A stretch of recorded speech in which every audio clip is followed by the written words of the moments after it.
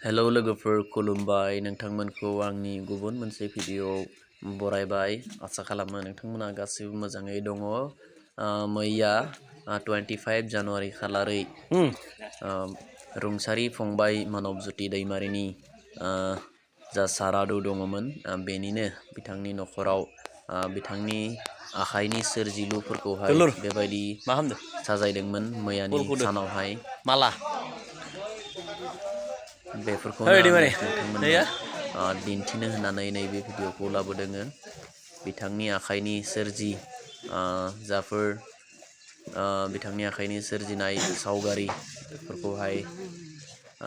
सोरगिदिं नैबेफोरबायदि साजायदों बेफोरखौनो आङो नोंथांमोननो दिन्थिनो होननानै नैबे भिडिअखौ खालामदों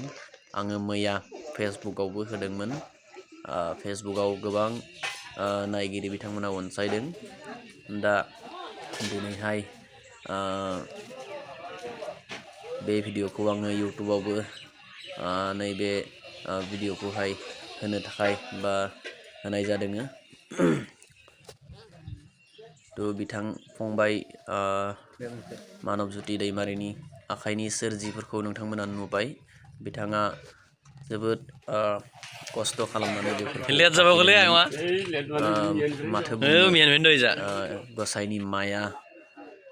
अबथिरा समावनो बिथाङा गावनि जिउखौ खोमाना लानांगौ जाबाय दा बे समाव बिथांनि सोरजि जा सावगारि दङमोन बेफोरखौ नोंथांमोननो दिन्थिदों दा नोंथांमोना बिथांनि सोरजि आखाइनि जा रेगा बेफोरखौ